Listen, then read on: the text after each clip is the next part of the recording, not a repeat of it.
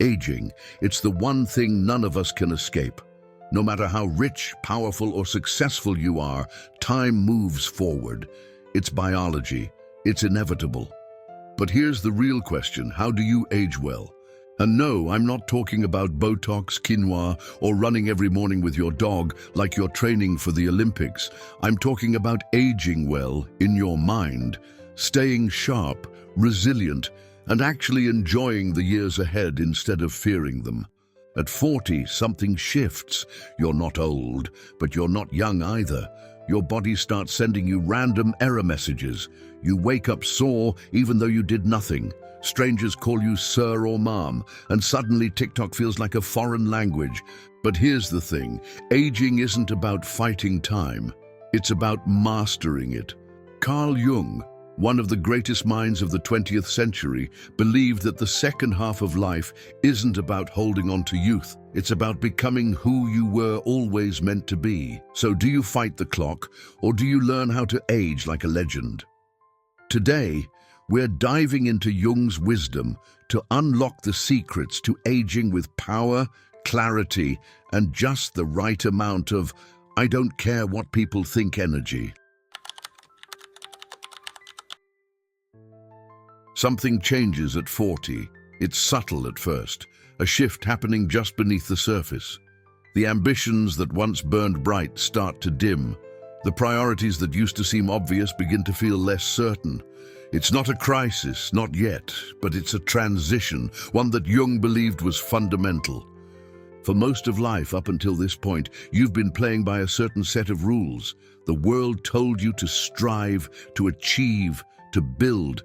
You spent years, even decades, focused on success, your career, your reputation, your place in the world.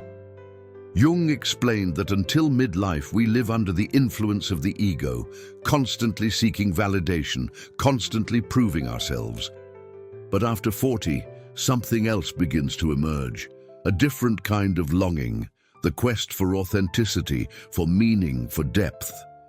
We cannot live the afternoon of life according to the program of life's morning, for what was great in the morning will be little at evening. This is where many people struggle. Some feel restless but don't know why. Others try to double down on the old way of living, forcing themselves to chase the same goals with the same energy even when they no longer feel right. But something inside keeps whispering that it's time for something different. Viola Davis knew this shift well. For most of her early career, she was a talented but overlooked actress, cast in small roles, rarely given the opportunity to shine. Hollywood had a mold for leading women, and she didn't fit it. She was too different, too unconventional by industry standards. Then came 40, and with it, a decision. She stopped trying to fit into the narrow expectations of Hollywood and fully embraced her identity, her voice, her presence, her power. And that's when everything changed. At 43, she landed her breakthrough role in Doubt, earning her first Oscar nomination. At 49, she became the first black woman to win an Emmy for Best Actress in a drama for How to Get Away with Murder. By her 50s, she was an unstoppable force, winning an Oscar, a Tony, and a Golden Globe, proving that true success isn't about fitting in. It's about owning who you are. Her success didn't come from chasing youth or trying to be someone she wasn't. It came from fully stepping into who she was meant to be. So here's the question: what ambitions belong to your past, and what aspirations are truly yours today? Because at 40, you stand at a crossroads. You can cling to the script that got you here, or you can start writing a new one that is deeper, truer, and uniquely yours. Now let's see the biggest mistake people make at this stage, approaching retirement and beyond.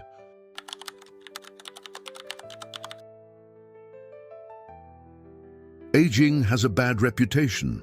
In a society obsessed with youth, getting older is often framed as a slow decline, a gradual loss of vitality, relevance, and purpose. The message is everywhere. Anti-aging creams, hair dyes, cosmetic surgery, desperate attempts to erase the passage of time. The underlying fear isn't just about looks, it's about becoming invisible, about losing worth. But Jung saw things differently. He believed that aging wasn't something to be avoided or feared, it was something to be embraced. Old age is not a disease, it is an accomplishment. Those words hold more weight than they seem, because the real suffering of aging doesn't come from the process itself, but from the way we resist it. The body changes, that's inevitable, but what truly makes people miserable isn't the passing of years. It's the refusal to let go of the person they used to be. They fight it, they cling to youth, they see every wrinkle as an enemy, every gray hair as a loss, and in doing so, they miss the gift that aging actually offers, a deeper understanding of life, of oneself, of what truly matters. Morgan Freeman understood this instinctively. Unlike so many actors who spent their careers desperately trying to stay young, he leaned into his age. He didn't become a household name until his 50s, and when he did, it wasn't because he tried to hide time, it was because he embodied it. He became the voice of wisdom, of experience, of presence. He didn't try to play young men in action roles. He let himself age into a legend.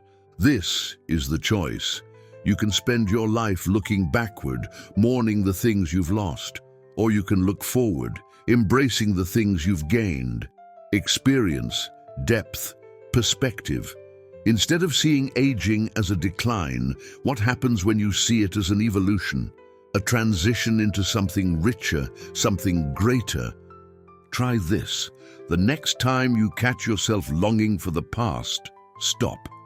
Instead of asking, "What have I lost?" ask yourself, "What have I gained?" Because if you shift your focus, if you replace nostalgia with gratitude, you might just realize that your best years aren't behind you, they're right here. Up next, we'll dive into why aging well isn't about chasing youth. It's about stepping fully into your most authentic self.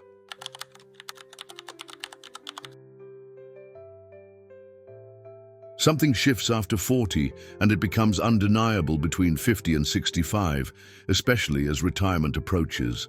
The need for success, for validation, for proving oneself, starts to lose its grip. What once seemed urgent, climbing the ladder, reaching the next milestone, impressing others, begins to feel secondary. In its place, a new question emerges. Not, "What have I achieved?" but "Who am I really?" Jung called this process individuation. The first half of life is spent building an identity, one that fits into society, that plays by the rules, that earns approval. But that identity is a mask, a necessary one, but a mask nonetheless. The second half of life is about taking it off. It's about stripping away the expectations, the obligations, the pressure to be someone for others, and finally stepping into who you were always meant to be. The privilege of a lifetime is to become who you truly are. For many, this shift is unsettling. After decades of striving, the sudden stillness can feel like a void. Without the chase, what remains? But this is where true freedom begins. Because when external success stops being the driving force, something deeper can take its place. Creativity, curiosity, wisdom, a connection to something greater than oneself.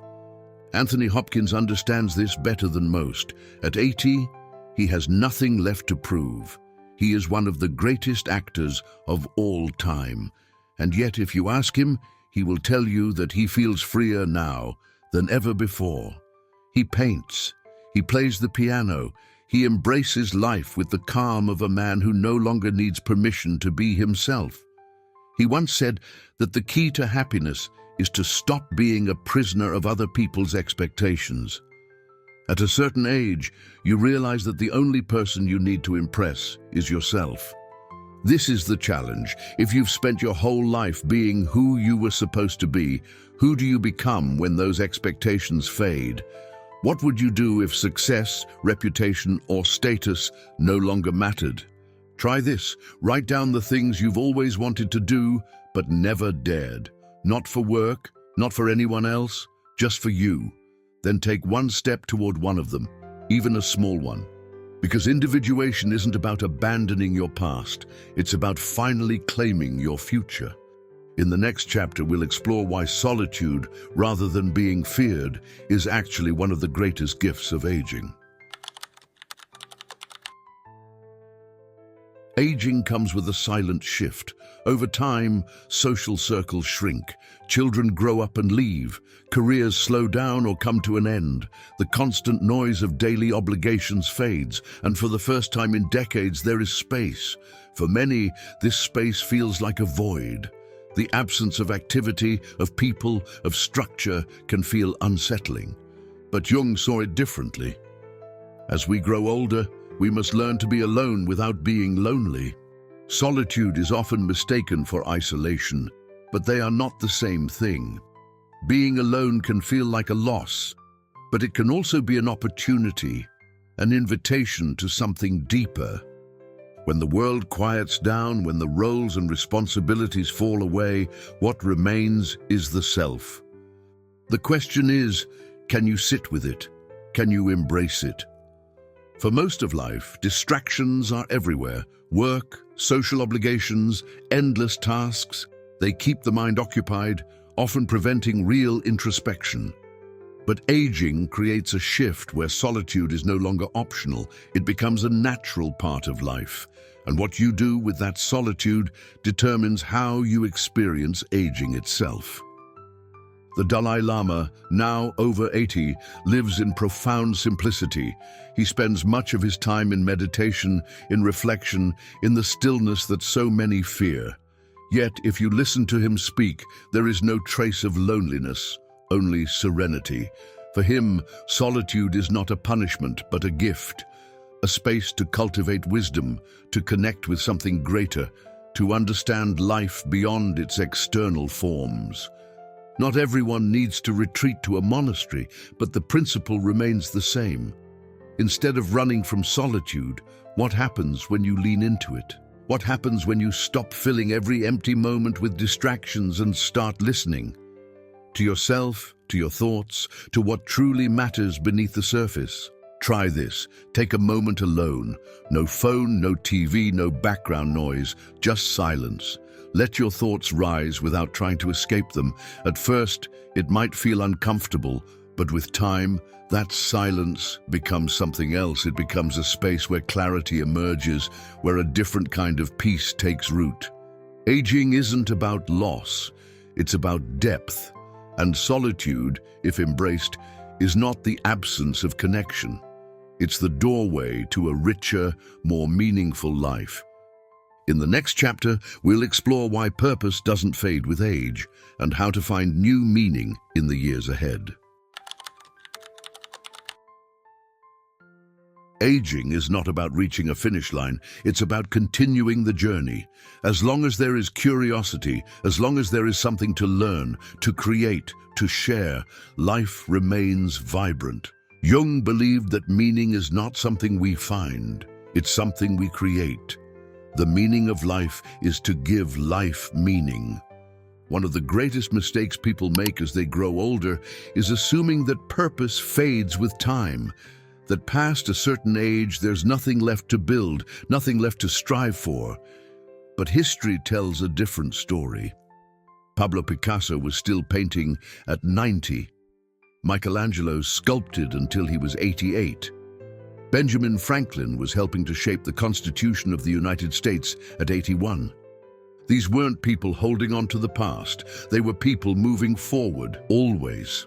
The truth is, feeling old has less to do with age and more to do with stagnation. When people stop learning, when they stop creating, when they stop feeling useful, that's when they start to feel the weight of time. But when there's something to wake up for, something that ignites the mind, the spirit stays alive. This doesn't mean you have to reinvent the world. Purpose doesn't have to be grand, it just has to be yours. It could be learning a new skill, mentoring someone, writing down your life story, diving into an old passion that was left behind. The key is to stay engaged with life, to remain in motion. If you've ever wondered what keeps some people vibrant well into their later years while others seem to fade, this is it. The ones who stay engaged, who remain curious, who keep a sense of mission, are the ones who don't just exist, they thrive. So here's the real question. What do you still want to learn? What do you still want to share? What excites you even now? It's not about chasing youth. It's about embracing the present with the same energy, the same sense of possibility that you had before. Because as long as you have a reason to move forward, you are never truly old. Aging is not a loss, it's a transformation. But let's be honest, this path isn't always easy. There are challenges, changes, goodbyes we have to make. No philosophy, no wisdom can erase that. But Carl Jung never asked us to deny reality. He never said to ignore the passage of time or pretend that loss doesn't exist. What he did say was that within aging itself, within the struggles, within the changes, there is something to be gained, a wisdom that cannot be found in youth. The mistake isn't growing older. The mistake is believing that growing older means losing who you are. Because here's the truth, what society calls youth is often just fear in disguise. So many young people are trapped in their own anxieties, paralyzed by expectations, afraid to break free from the image they think they need to maintain. They chase status, approval, the illusion of control. But if you embrace this mindset, if you remain curious, if you keep searching for meaning, if you keep growing, you will be more alive, more free, more truly young than many people half your age. Because youth isn't about the number of candles on your birthday cake. It's about how much fire you still have inside. No matter where you are today, 40, 60, 80, there is one truth that remains. As long as you have a thought to explore, a story to tell, a dream to chase, you are alive. And here on this channel, you will always find something to inspire you, something to push you forward, something to remind you that your best years are not behind you. They're the ones you choose to create. If this video resonated with you, don't keep it to yourself. Like, comment, and subscribe, and more importantly, share it with a friend who needs to hear this today. Someone who's afraid of getting older, someone who feels stuck, someone who needs to be reminded that their story is far from over. Let me know in the comments, what's one thing you still want to do, one thing that excites you, that you haven't dared to pursue yet? Because it's never too late, and the best time to start, right now.